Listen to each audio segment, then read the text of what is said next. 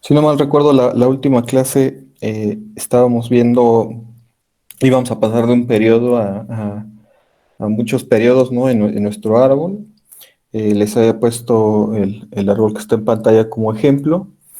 Y bueno, la parte importante acá para que no se pierdan es la forma en la que vamos a numerar los nodos.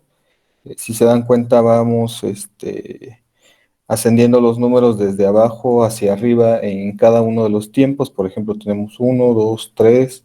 Para el tiempo 2, por ejemplo, el 4 va hasta abajo y nos vamos consecutivamente hacia arriba, 5, 6, 7. Para el tiempo 3 es 8, 9, 10, 11, 12, 13, 14, 15 en este caso, ¿no? Y bueno, pues en general para un tiempo y pues el nodo que vamos a tener en este caso para este árbol que acabamos de presentar es para el árbol, para el nodo J, donde el valor que toma es SJ, pues va a ser eh, S2J más uno si sube y S2J si baja, con probabilidad PJ sube y con probabilidad 1 menos PJ baja, ¿no? En cuanto a la parte de la inversión, ¿no? Nuestra parte del dinero, nuestra parte de nuestro cash, bueno, se podría suponer una cierta tasa para cada uno de estos nodos o tiempos que tenemos, que podrían ir desde R0 hasta Rn.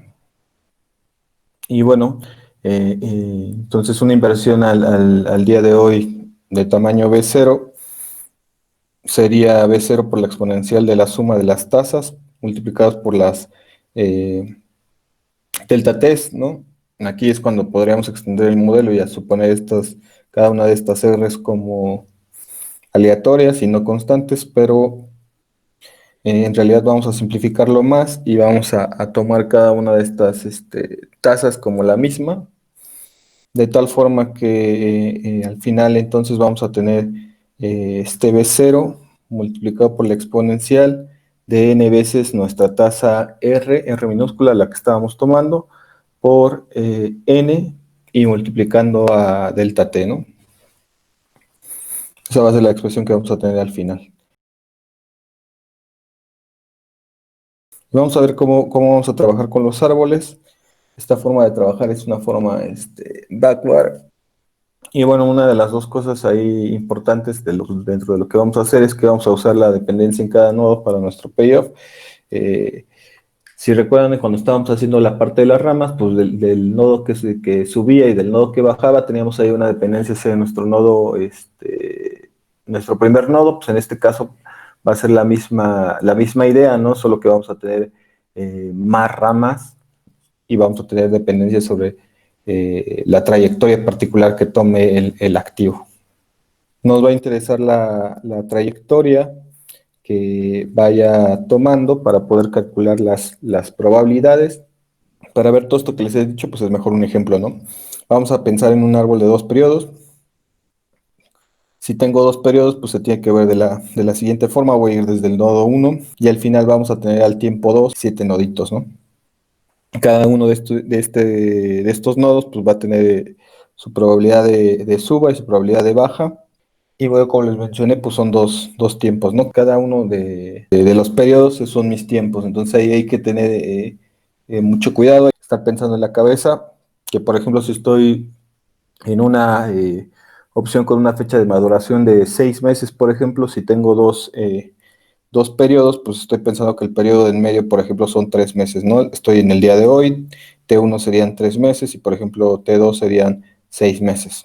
Vamos a suponer, y esto con temas de practicidad, vamos a tener nuestra tasa R y vamos a tener que existe un conjunto de Qs tal que el valor del derivado en el nodo J en el tiempo I, es decir, f de J, va a estar dado por quién? El valor presente de la esperanza QJ, que va a ser nuestro valor de nuestra probabilidad de subida, por nuestro valor que sube, en este caso que está dado por f de 2j más 1, va a ser multiplicado también por 1 menos QJ, que es nuestra probabilidad de bajada, por f de 2j, que es el valor del derivado si viene por la parte de abajo, ¿no? Entonces es la esperanza traída no en este caso no es a valor presente, sino traída al nodo anterior, ¿no? Entonces, esta es la parte que nos va a interesar, que siempre vamos a tener ahí. S2J es que baja, S2J más 1 es que sube. Entonces, por ejemplo, para el nodo 3, ¿no? F de 3, pues, ¿por quién va a estar dado? Pues es F de 7 y F de 6. De tal forma que entonces F de 3 pues, va a ser el valor traído a valor un periodo, este es un solo periodo, multiplicando aquí en Q3 por F7 más 1 menos Q3 por F de 6, ¿no? Si recuerdan el árbol, pues cómo va. Ahorita nada más voy a anotar los nodos, entonces acuérdense que empezamos a contar desde abajo, es 1, 2, 3, 4, 5, 6, 7, ¿no? Entonces, si estoy agarrando F3, pues tengo que pensar en F7 y en F6, ¿no? Que son los con lo que voy a empezar a evaluar en esa parte del derivado, que es justo los que estamos utilizando. Para el nodo en 2, ¿por quién va a estar determinado? Pues para el nodo en 2 va a estar determinado por 4 y 5, entonces tengo que traer a valor, digamos, este periodo, un periodo, este es el periodo por el cual estoy haciendo E a la menos R delta T.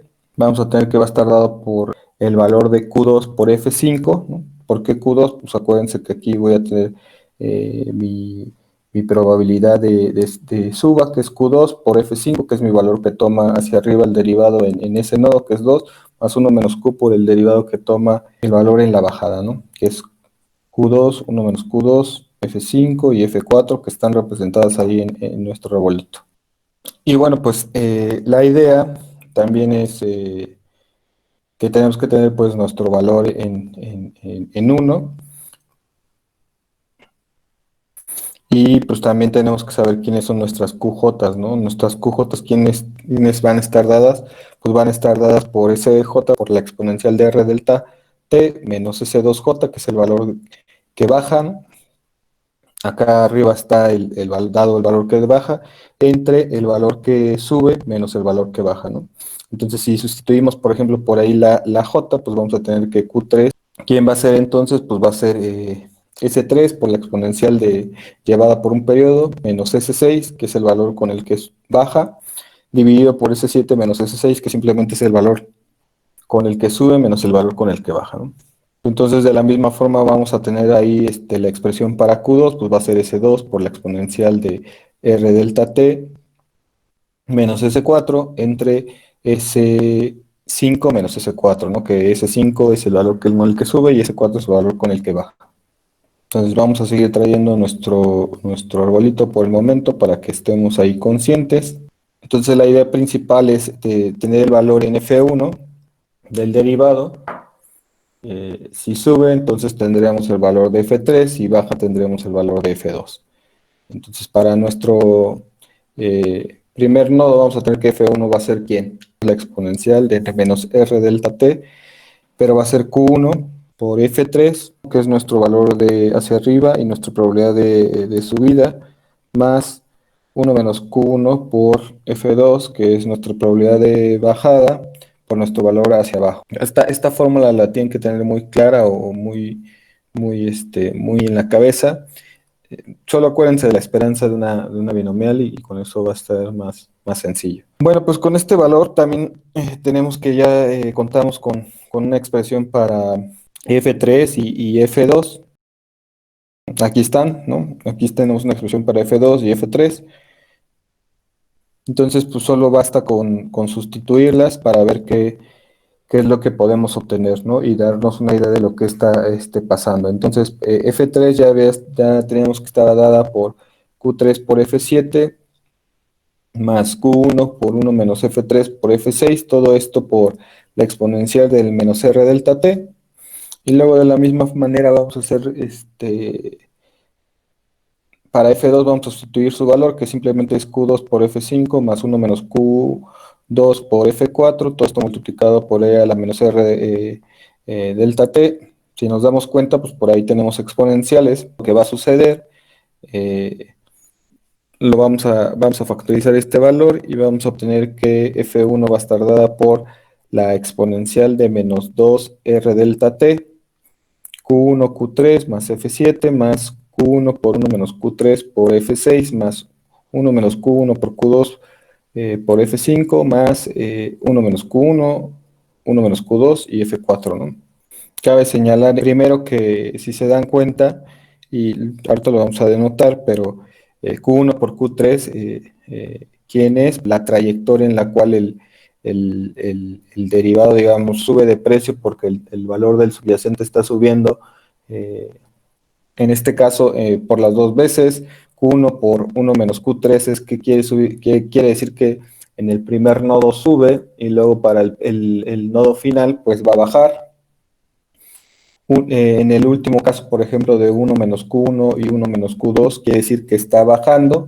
Y lo interesante es que está tomando justo también los valores en donde está acabando, digamos, de alguna forma el derivado, ¿no? Otra cosa que es importante también señalar, que ya lo habíamos visto en la anotación ahí que habíamos puesto, y es que estoy trayendo a valor presente pues el número de periodos que estoy ahí valuando mi derivado, que en este caso son dos, ¿no? Entonces lo que podemos decir es que la probabilidad de que el proceso siga una rama particular solo es el producto de dichas probabilidades. Como les mencioné, si sube, por ejemplo, en los dos periodos, pues va a ser Q1 por Q3, ¿no? Son las probabilidades de cada rama. Y bueno, pues vamos a tener entonces de manera, digamos, formal cuál va a ser la esperanza de un árbol. Pues simplemente la esperanza de un derivado valuado sobre un, un método binomial o un árbol de decisión, pues va a estar dado por el nodo final, va a estar dado por la suma sobre esos valores del derivado en esos nodos, ponderados por quiénes, pues por las probabilidades que tienen cada rama, ¿no? Entonces, otra vez recalcar, si baja, por ejemplo, en nuestro caso, dos veces, pues es uno menos Q1, uno menos Q2. Si sube en dos ocasiones, pues es Q1 por Q3. Si baja y vuelve a subir, pues es uno menos Q1, que es la probabilidad de bajada, Q2, que es la probabilidad de subida en ese nodo, y el valor que toma en ese nodo particular cuando termina, ¿no? Entonces, la esperanza de un derivado sobre el nodo final de un árbol es la suma sobre esos valores del derivado en esos nodos ponderados por las probabilidades de las trayectorias que toman. Suena un poco engorroso y hasta largo, pero el concepto es muy sencillo.